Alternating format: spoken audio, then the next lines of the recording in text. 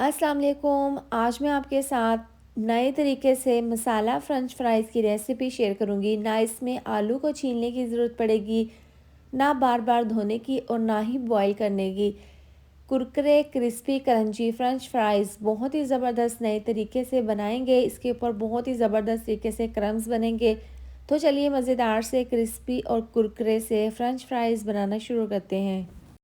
मसाला French fries बनाने के लिए मैंने यहाँ पर 5 अदद बड़े साइज़ के आलू लिए हैं। इनका वज़न है 3 पाव।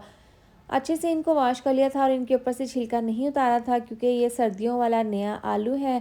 आप इस तरीके से बड़े साइज़ के आलू ले लें। इस तरीके से देखिए, अब इसकी कटिंग हम इस तरीके से करेंगे छुरी से। पहले हमने इसके स्लाइस काट लेने हैं। उसके बाद इसको देखिए, इस तरीके से 1 इंच के फासले पर हम इसके फ्राइज़ काट लेंगे। आपने खूबसूरती से इसको काट लेने हैं इस तरीके से जैसे कि मैंने काटा है। देखिए, यहाँ पर एक आलू की मैंने कटिंग कर ली है, बाकी के तमाम हम इसी तरह से तैयार करके रख लेंगे। तो यहाँ पर देखिए, मैंने तमाम आलू की ज़बरदस्त तरीके से कटिंग कर ली है। इसके बाद हम यहाँ पर अंडों का इस्तेमाल करेंगे। तो इस ज़बरदस्त फ़्रेंच फ्राइज़ बनाने के लिए मैंने यहाँ पर 2 अदद अंडों का इस्तेमाल किया है।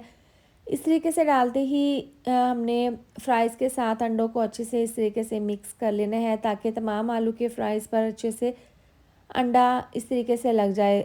अब देखिए, इस तरह से मिक्स करने के बाद हम इसके अंदर मसाले डालेंगे। तो सबसे पहले डाल देंगे हम इसके अंदर आधी चम्मच कुटी हुई लाल मिर्च। ये ऑप्शनल है, अगर आपको पसंद है तो आप डालें, वरना तो स्किप कर दें। इसके साथ ही आधी चम्मच पिसी हुई लाल मिर्च का इस्तेमाल करेंगे। 1/4 चम्मच डाल देंगे हल्दी पाउडर और 1 चम्मच आएगा इसमें धनिया पाउडर का, 1 चम्मच जायके के हिसाब से नमक। अब ये तमाम मसाले डालने के बाद अच्छे से हमने तमाम मसालों को फ्राइज़ के साथ मिला देना है। ढाबा स्टाइल में हम ये फ़्रेंच फ्राइज़ बनाकर तैयार करेंगे, जो कि ढाबे में काफ़ी महंगे मिलते हैं। आप आसानी के साथ सस्ते तरीके से अपने घर पर बनाकर बच्चों को, बड़ों को खुश कर सकते हैं। बहुत ही ज़बरदस्त क्रिस्पी क्रंची ये फ़्रेंच फ्राइज़ बनते हैं। अब यहाँ पर देखें, तमाम मसालों को हमने अच्छे से फ्राइज़ के साथ मिक्स कर लिए हैं। इसके बाद हम इसके अंदर डाल देंगे मैदा। तो मैदा आपने ऐसे नहीं डाल देना, पहले आपने छलनी के ऊपर देखिए इस तरह से आधा कप मैदा डाल देना है। इसके बाद आपने इस तरीके से इसको मैदे को इसके ऊपर फ्राइज़ के ऊपर छान लेना है। इस तरह से डालने के बाद अब हम हाथों का इस्तेमाल करेंगे और हाथों से इस तरीके से देखें, बिल्कुल हल्के हाथों से ना मैदे को हमने फ्राइज़ के साथ मिक्स कर लेना है।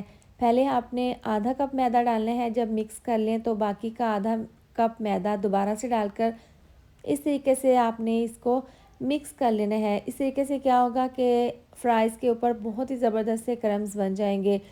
तो ज़बरदस्त से देखिए, हमारे ये क्रम्स इसके ऊपर बन गए हैं और फ्राइज़ हमने तैयार कर लिए हैं। इसके बाद हम इनको फ्राई कर लेंगे। तो पैन में आप मीडियम टू लो आंच पर ऑयल को गर्म कर लें और इस तरह से ये फ्राइज़ डाल दें। 2 से 3 मिनट लगे हैं। देखें, एक साइड से ज़बरदस्त सा कलर आना शुरू हो गया है। अब वो देखें, इस तरीके से हम इसकी साइड को चेंज कर देंगे ताकि दोनों साइड से ना अ, जो हमने क्रम्स बनाए थे उनकी कोटिंग पक्की हो जाए। तो यहाँ पर तकरीबन 8 से 10 मिनट लगे हैं। ज़बरदस्त से हमारे ये फ्राइज़ तैयार हैं। अब तमाम फ्राइज़ बनाने के बाद हम इसको बड़े से बर्तन में डाल देंगे। इसके ऊपर डाल देंगे चाट मसाला और इसको मिक्स कर लेंगे। तो लीजिए, आप देख सकते हैं बहुत ही ज़बरदस्त से इसके ऊपर क्रम्स बने हैं।